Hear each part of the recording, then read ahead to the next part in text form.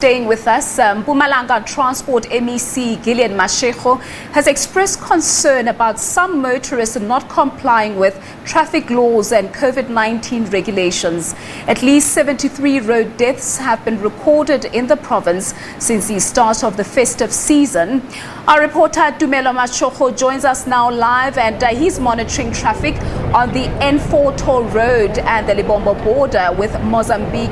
Tumelo, how are roads there today? Mandisa, thank you so much. The road here is quite busy. Traffic is blocking up until 10 kilometers towards the border. A lot of travelers, a lot of people trying to cross the border before Christmas, because this is one of the busiest border.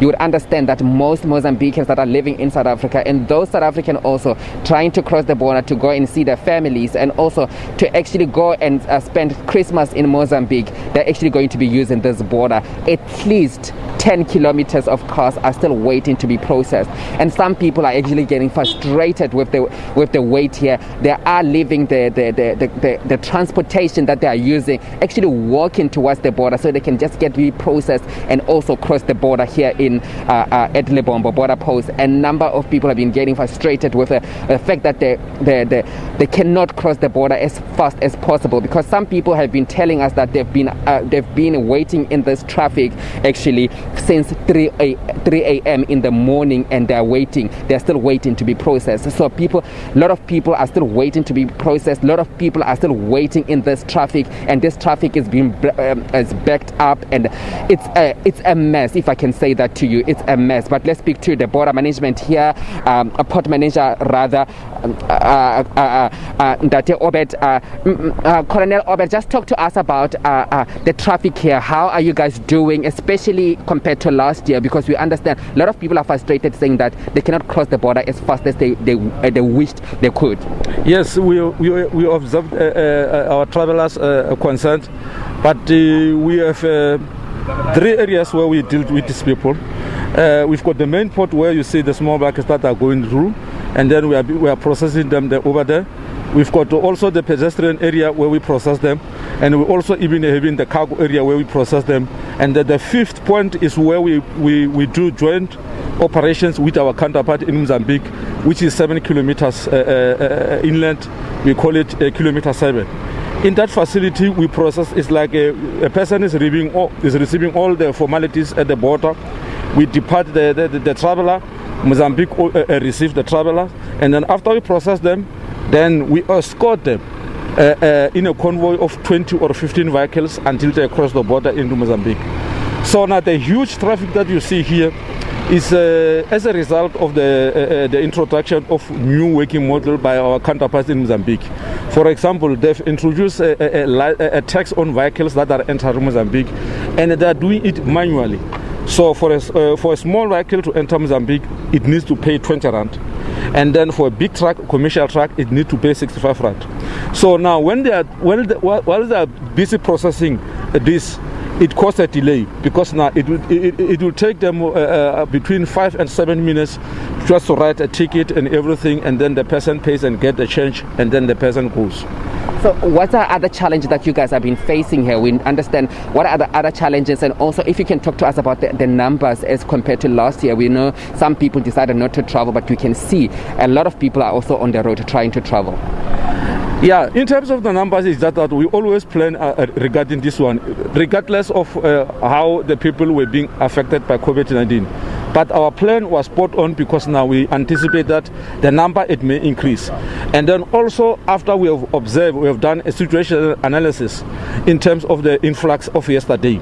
The Port Management Committee, which I chair, we have decided, after we get the directive from our principal, that we can extend our operating hours for 24 hours, which we duly did yesterday from 12 o'clock and 6 o'clock in this morning.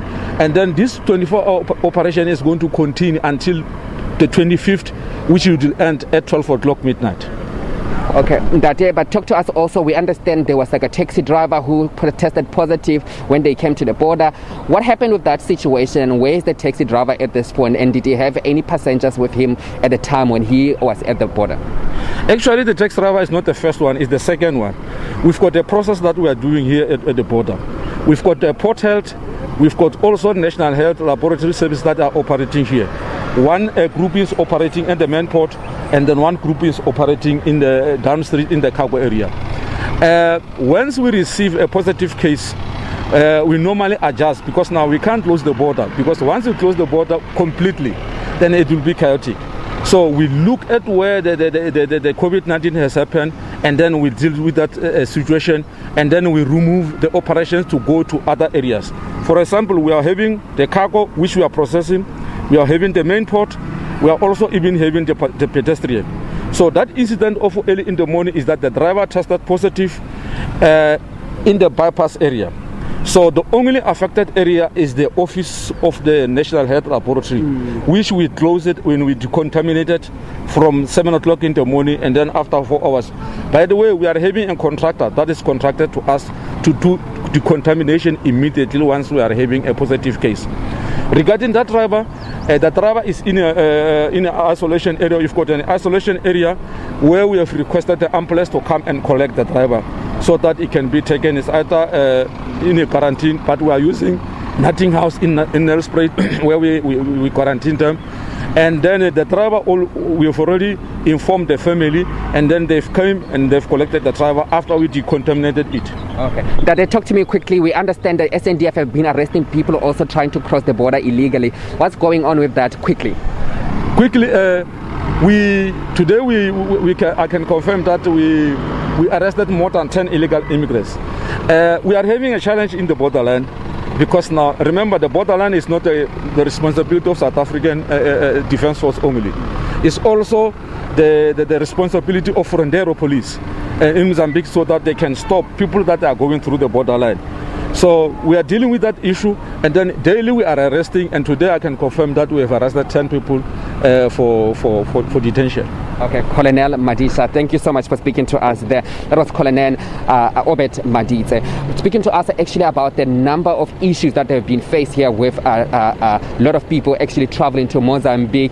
To tell you one thing, the traffic here is flowing at this stage, but it's still flowing very slowly, and people are expected to cross the border before the border can actually close at 12 o'clock tonight. We've got our colleague Ishmael Mudibe. He's in Free State. Ishmael, hi.